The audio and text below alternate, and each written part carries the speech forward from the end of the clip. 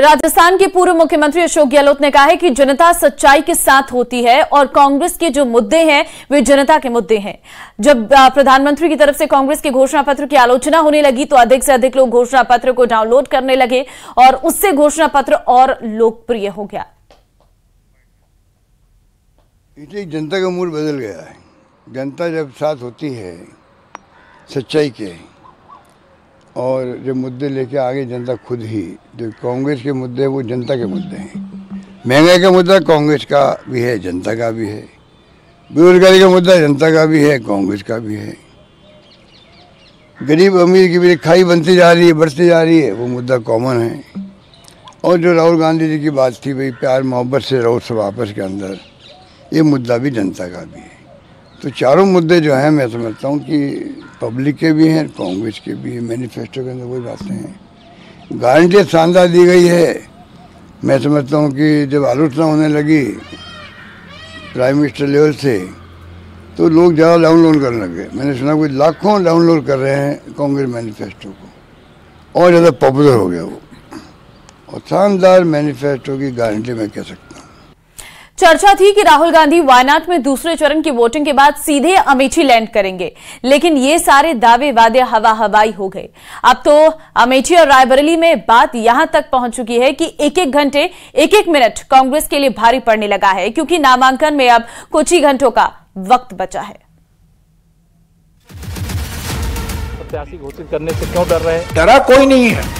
अरे खड़गे साहब, परिवार के लिए झूठ बोल रहे हो।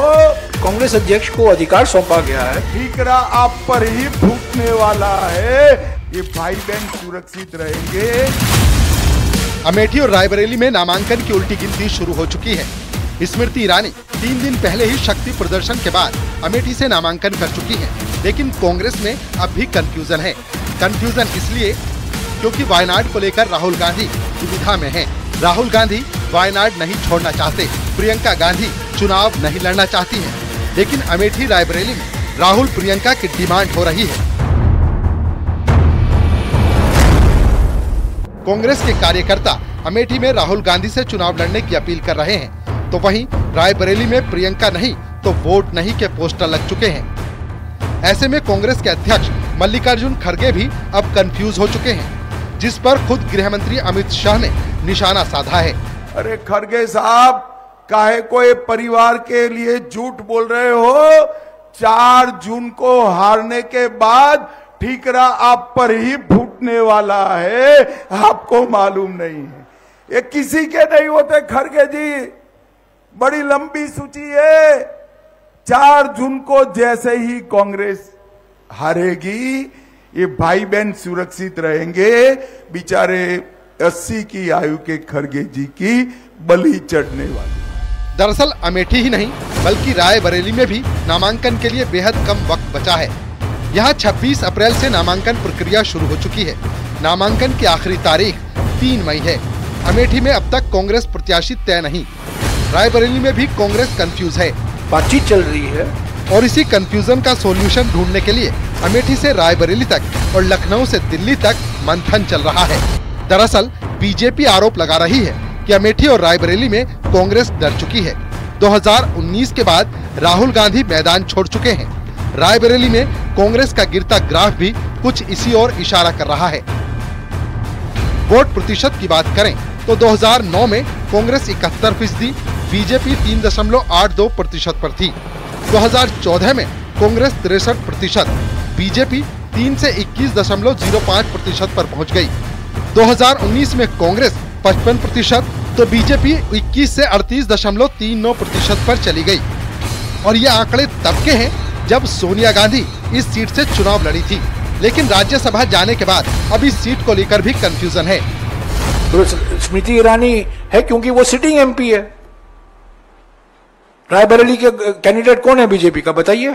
डरा कोई नहीं है, कोई डरा नहीं है। समय है, बातचीत चल रही है। कांग्रेस अध्यक्ष को अधिकार सौंपा गया है। कांग्रेस अध्यक्ष जी बात कर रहे हैं और समय, कोई देरी नहीं है। 3 तारीख तक समय है। आज 1 तारीख है।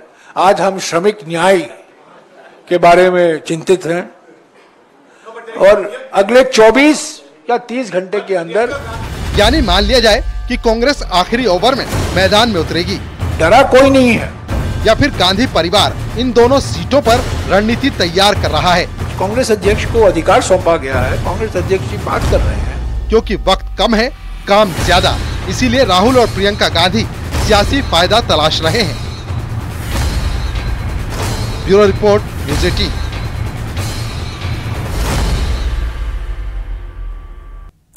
चार सौ पार कैसे होगा साकार? यूपी में जीत को लेकर अमित शाह का क्या है बड़ा दावा?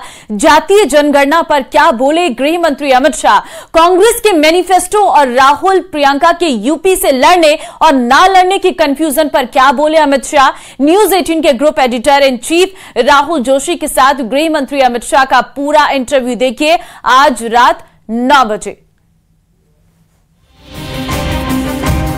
प्रधानमंत्री जी ने उस रैली में यह भी कहा कि सबकी जमा पूंजी को चेक करके वेल्थ को रिडिस्ट्रीब्यूट किया जाएगा और वेल्थ रिडिस्ट्रीब्यूट करके मुसलमानों और घुसपैठियों को दिया जाएगा। यह कहां से आता है?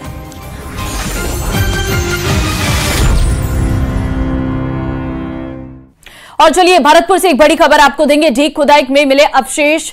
बहज गांव में पुरातत्व विभाग कर रहा खुदाई। करीब 2 से 2,500 वर्ष पुराने यज्ञ कुंड और प्रतिमा मिली है। खुदाई में अस्थियों से निर्मित औजार भी मिले हैं। अवशेषों को शोध के लिए भिजवाया गया है जयपुर। मौर्यकाल के समय की बताई जा रही है। ये मूर्तियां पकी हुई मिट्टी से बनी है। ये मूर्तियां तो ठीक में खुदाई में अवशेष जो है वो बरामद हुए हैं। अवशेषों को शोध के लिए अब जयपुर भिजवाया गया है और जानकारी जुटाई जा रही है। मौर्य काल के समय की बताई जा रही हैं ये सभी मूर्तियां। ये जानकारी निकलकर सामने आई है। पकी हुई मिट्टी से बनी है ये मूर्तियां। ये भी अपडेट इसमें निकलकर सामने आया है।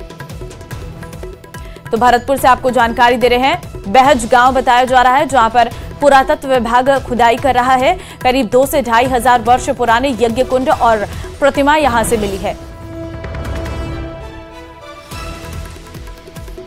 तो खुदाई में अवशेष जो है वो बरामद किए गए हैं पुरातत्व विभाग की तरफ से।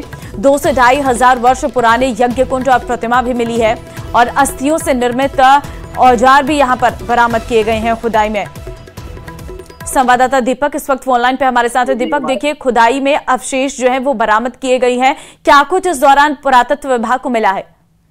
देखिए, पुरातत्व विभाग द्वारा ये डीग जिले में बहज गांव है, वहां पर उनको जानकारी मिली थी कि कुछ पुराने कई वर्ष पुराने जो प्रमाण हैं वो साक्ष्य वहां पर मिले थे। तो उसको लेकर के खुदाई प्रारंभ की गई। तो वहां खुदाई के दौरान मौर्य काल की जो मूर्तियां हैं वो वहां पर मिली हुई हैं और उसके साथ साथ करीब 2 से 2,500 वर्ष पुराने जो वस्तु हैं वो वहां से प्राप्त की जा रही हैं। चाहे वो मूर्ति हो, चाहे खाने के बर्तन हो, अन्य प्रकार की जो चीजें हैं उनको शोध के लिए अब जयपुर भिजवाया गया है। उनको अब शोध किया जाएगा और शोध के बाद में जो क्या परिणाम रहते हैं उसको लेकर के जो आगे की कार्रवाई है वो पुरातत्व विभाग द्वारा की जाएगी। फिलहाल अभी भी खुदाई का कार्य जो है वो गांव बहज में चल रहा है और पुरातत्व विभाग के जो अधिकारी हैं उनके नेतृत्व में ये जो पूरा प्रोसीजर है वो चल रहा है और जयपुर की टीम भी वहां पर आई हुई है जहां पर खुदाई की जा रही है। जी, बहुत धन्यवाद दीपक आपका तमाम जानकारी देने के लिए। तो पूरी पुरातत्व विभाग वहां पर मौजूद है। जयपुर की टीम भी मौके पर मौजूद है। मौर्य काल के समय की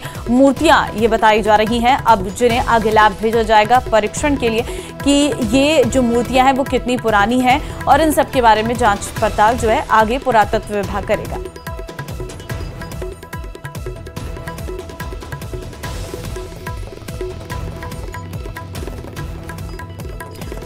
तो खुदाई में अस्थियों से निर्मित औजार भी बरामद किए गए हैं और अवशेषों को शोध के लिए जयपुर भी भिजवाया गया है। अब वहां पर शोध के बाद पता चलेगा कि कितने समय पुरानी मूर्तियां हैं और खुदाई अभी भी लगातार वहां पर जारी है।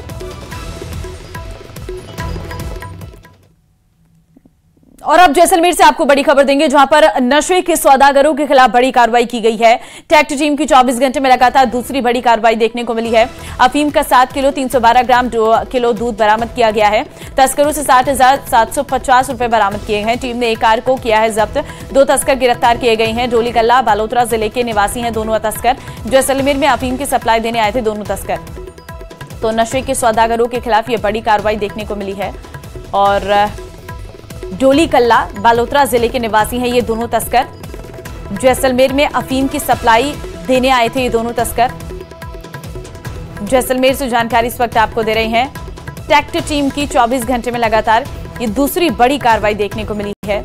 अफीम का 7 किलो 312 ग्राम किलो दूध बरामद किया गया है। तस्करों से 60,750 रुपए बरामद किए गए हैं और टीम ने इस दौरान एक कार को भी जब्त किया है और 2 तस्कर भी पकड़े गए हैं।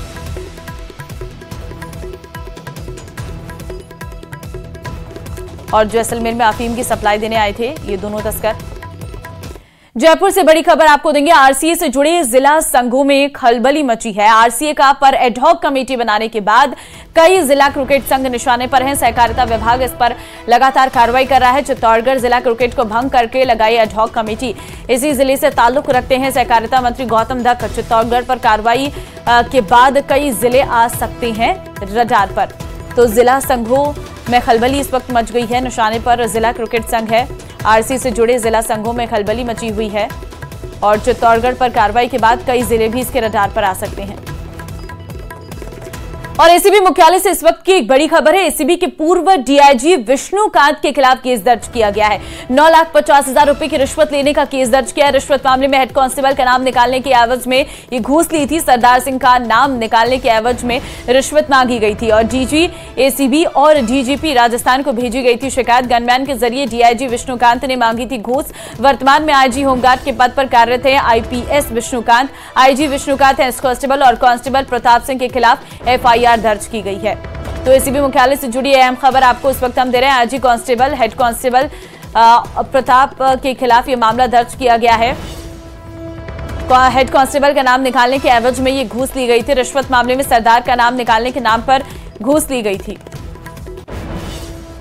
और एक बार फिर एसीबी की टीम एक्शन मोड में है। अलवर एसीबी की टीम ने आबकारी अधिकारी सुरेश यादव को 3 लाख रुपए की रिश्वत लेते हुए रंगे हाथों गिरफ्तार किया है। अधिकारी ने शराब की ठेके के गोदाम को पास कराने के एवज में 6 लाख रुपए की रिश्वत की डिमांड की थी, जिसके बाद शिकायत मिलने पर एंटी करप्शन ब्यूरो ने कार्रवाई करते हुए आरोपी अधिकारी को रंगे हाथ गिरफ्तार किया है। आरोपी के ठिकाने पर एसीबी ने सर्च कार्रवाई भी की है। गोदाम की लोकेशन पास करवाने के लिए उन्होंने पैसे मांगे, लेकिन उसके उपरांत इन्होंने 3 लाख रुपए परसों ले लिए थे और 3 लाख की और डिमांड की, जिस पे परिवादी हमारे पास है। हमने मांग की सत्यापन करवाया जो सुबह सक्सेसफुली हुआ। उसी के अनुसरण में आज 3 लाख रुपए देते हुए शाम को घर पे इनको रंगे हाथ कर दिया। और जयपुर न्यूज 18 की खबर का बड़ा असर हुआ है। बड़ी खबर जयपुर से आपको दे रहे हैं। निजी स्कूलों में प्री एडमिशन के नियम में बड़ा बदलाव किया गया है।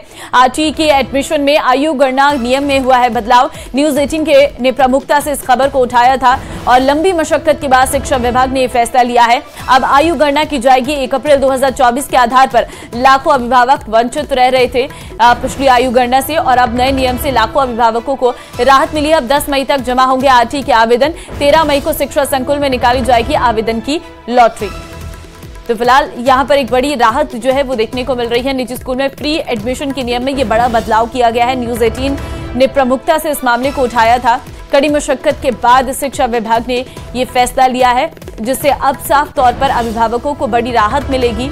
और लंबे समय से ये मांग जो है वो अभिभावकों की ओर से उठाई जा रही थी। तो अब क्योंकि नया फैसला लिया है, इससे 10 मई तक जो है ये आरटी के आवेदन होंगे और अब नए नियम के तहत जो है आवेदन इसमें किए जाएंगे। तो न्यूज 18 ने इस खबर को प्रमुखता से उठाया था। चलिए आगे बढ़ते हैं। जयपुर ग्रामीण लोकसभा सीट पर इस बार चौंकाने वाले नतीजे आ सकते हैं। कांग्रेस इस जीत पर अपनी जीत जो है तय मानकर चल रही है इस सीट पर आखिरी वक्त यहां पर बड़ा खेल हो गया है। अब कांग्रेस के चेहरे पर मुस्कान कम है तो बीजेपी जीत के प्रति आश्वस्त है। देखिए रिपोर्ट।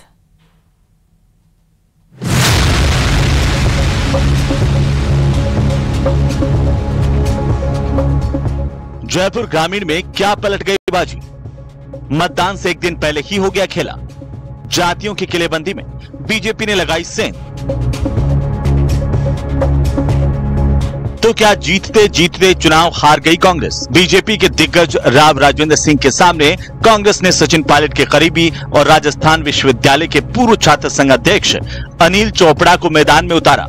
अनिल चोपड़ा ने आखिर तक राव राजेंद्र सिंह को चुनाव में कड़ी टक्कर भी दी, पर मतदान का कम प्रतिशत अब कांग्रेस के लिए चिंता की सबसे बड़ी वजह बना हुआ है। जयपुर ग्रामीण की जनता ने मतदान में कोई खास दिलचस्पी नहीं दिखाई। कुल मतदान 56.70% रहा, जो 2019 के 67.08% के मुकाबले काफी कम रहा। इससे बीजेपी अपनी जीत के दावे कर रही है।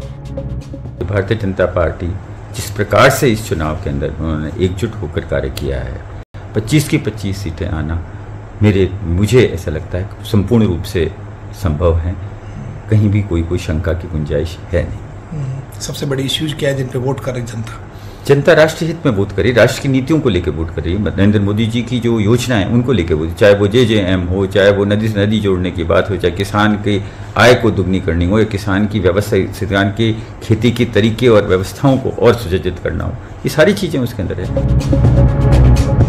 अब एक नजर डालते हैं जयपुर ग्रामीण लोकसभा सीट पर विधानसभावार मतदान के प्रतिशत पर।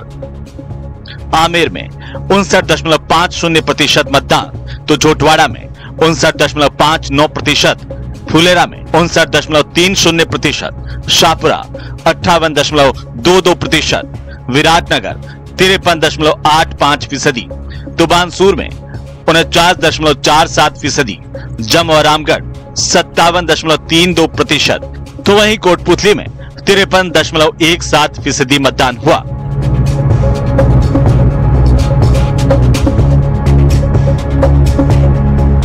इसी कम मतदान प्रतिशत में जीत और हार का आंकड़ा छिपा है। कांग्रेस को जिन वोटों से जीत की उम्मीद थी, उनका वोटिंग प्रतिशत बहुत कम रहा।